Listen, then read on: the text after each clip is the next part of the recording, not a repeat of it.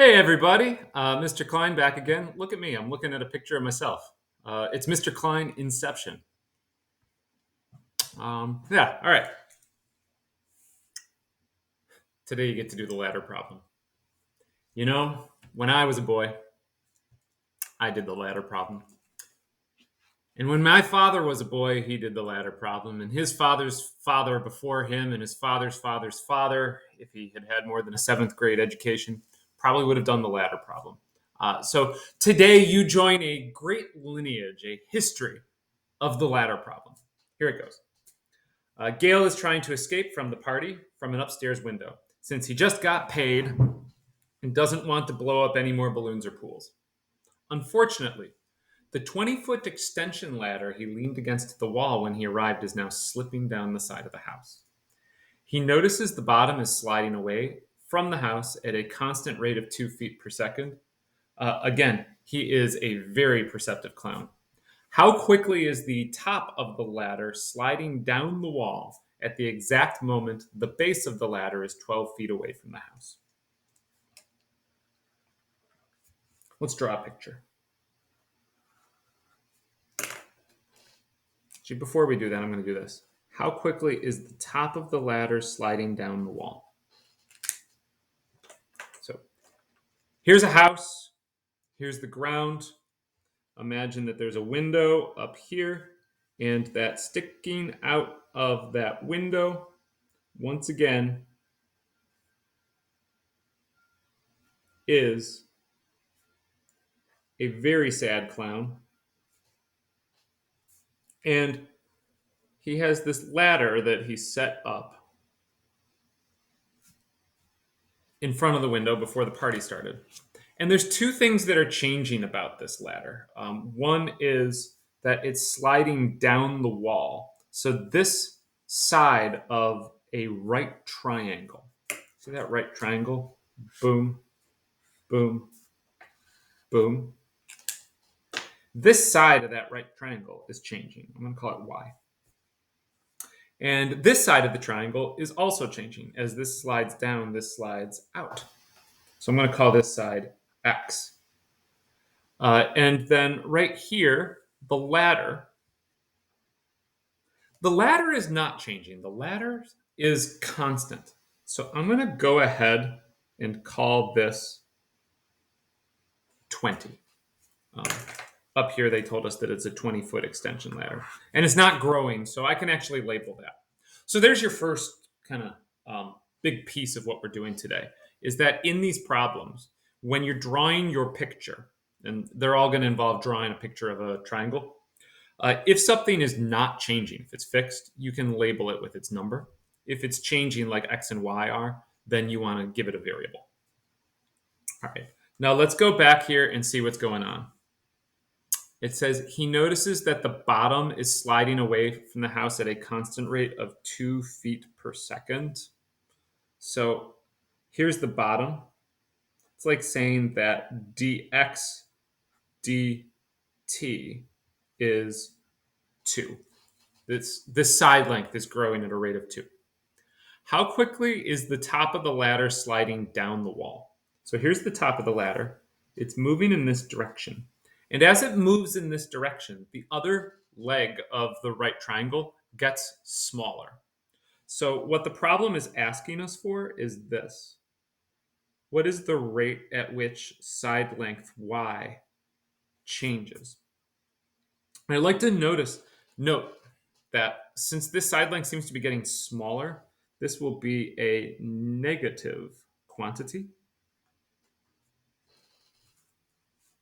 Right? If something's getting smaller, then its rate of change is negative. So once you got your picture set up, now we fall back on the same 3 steps that we've been working with all along. The one thing that's a little more challenging for today is that you're not gonna be able to look up an equation. You're gonna have to use your picture to cook one up. Now, in this case, we have 3 sides of a triangle, and if we have 3 sides of a triangle, that means that we can write an equation using the Pythagorean theorem. So x squared plus y squared is equal to 20 squared. Step 2. Take the derivative with respect to time. This is x, and x is changing over time. So when you take the derivative, you have to think of it as a chain rule, and you say 2 times the inner function multiplied by the derivative of the inner function. The derivative of x with respect to time is dx dt. And note that that kind of squares with what we talked about last class, that anytime you take a derivative in one of these problems, you do a regular derivative and multiply it by d variable d time. Plus, same game for y, you would get 2y times dy dt is equal to 20 squared is a constant. It's equal to 400, so the derivative would be 0. All right, now let's plug in the information.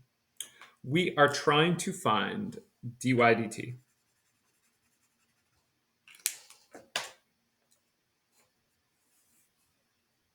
Let's see what we know. We know that at the exact moment the base of the ladder is 12 feet away from the house. So we know x is 12. We know dx dt is 2. We don't know why, but we can figure y out because we can say that the particular instant that we're interested in is the instant where the ladder is 20, x is 12, and therefore if we wanted to know y, we could just say 12 squared plus y squared is equal to 20 squared, and we will come up with y being equal to 16. So this equation, step 3, can be rewritten as 2 times 12 times 2 plus 2 times 16 times the rate at which the ladder is sliding down the wall is equal to 0. Therefore, dy dt would be equal to, I'm going to subtract this over to the other side. So negative 2 times 12 times 2 is divided by 2 times 16.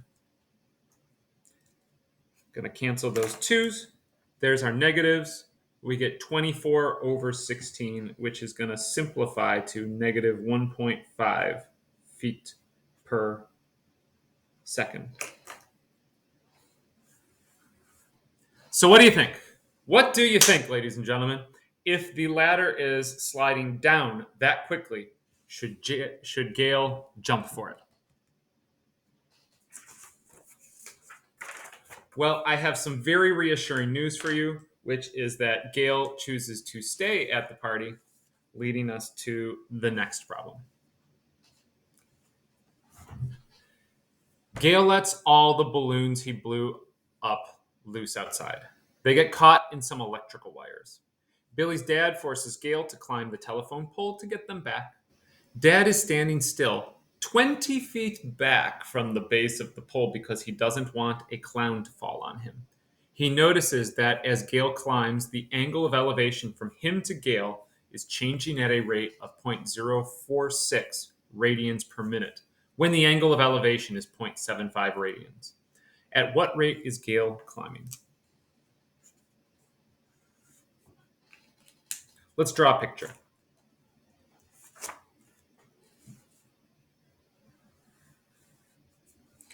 So, 1, there is a telephone pole.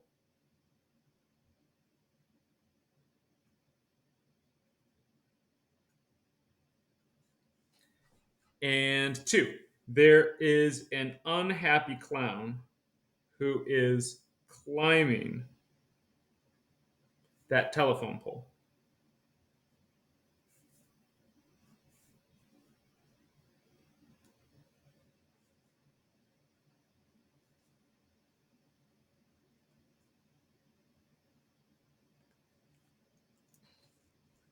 Three, standing over here is a dad. Now, I'll challenge you to draw a picture of your dad.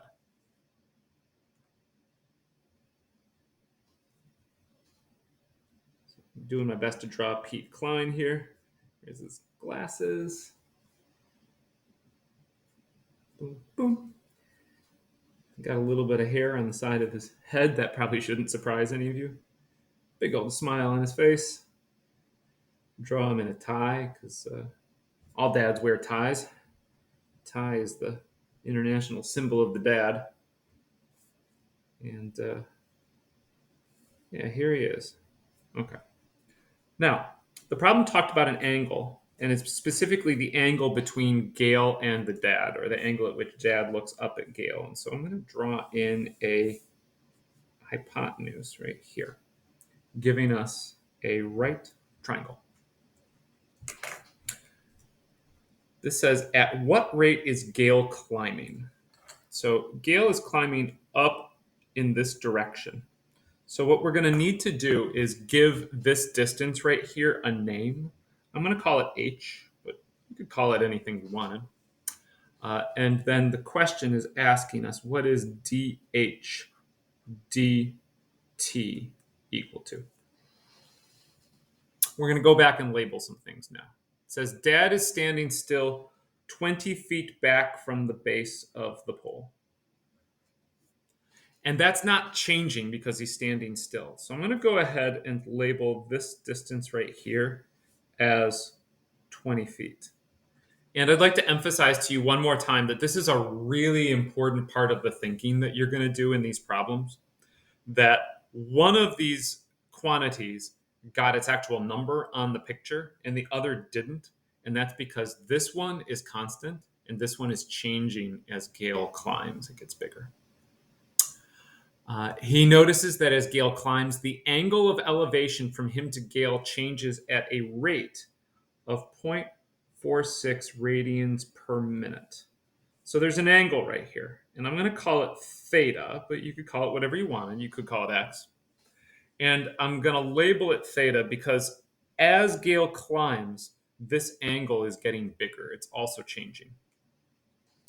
And what we know is that at the particular instant that we're studying, d theta dt is equal to 0.046, and that theta is equal to 0.75 radians. I know with radians, you guys are used to like pies in it. If you just want a sense of how big this is, 0.75 radians multiplied by 180 divided by pi is about 43 degrees. All right, so we need to set up an equation. And that equation is going to have to relate theta and h. The last problem that we did, we used a Pythagorean equation. And that was a logical thing to do because the problem did not talk about angles at all. Right? Pythagoras relates the sides of a triangle. This one, on the other hand, does mention an angle. And when it mentions an angle, that means it is trig time, baby.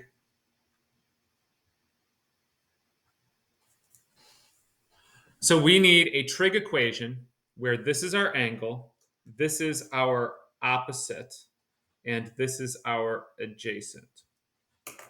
That equation would be that the tangent of any angle relates the opposite and the adjacent. So the tangent of the angle is equal to h divided by 20. Cool. Recommendation: rewrite the equation so that h is by itself. So h is equal to 20 times the tangent of theta. Step 2, take the derivative of both sides. The derivative of h with respect to time is dh dt, or the rate of change at which Gale climbs over time. On the other side, remember that the angle is changing as time goes by. So we're going to take the derivative as a chain rule, boom, boom, boom, boom, where the derivative of tangent is secant squared. So 20 secant squared of theta multiplied by the rate of change of theta over time is d theta dt. We are trying to find this quantity right here, which means we need two pieces of information. We need theta and we need d theta dt. D theta dt is given to us. It's 0.046. This is not given to us, but what we are told is that at this particular instant, his angle of elevation is 0.75. So, oh, wait. Yes, we are. Never mind. Forget it. This is 0.75. Thought the problem was harder than it actually turned out to be. So, all right, here we go. If we want the height at which Gale is climbing, that would be equal to 20 over. There's no secant button on my calculator, so I'm going to put this in as cosine of 0.75 squared multiplied by 0.046. When we throw that in, first make sure your mode is in radians. And then 20 divided by the cosine of 0.75 squared multiplied by 0.046 is, that seems a little bit big. Hang on. Oh, I missed a parenthesis. There we go. 1.7 feet per minute.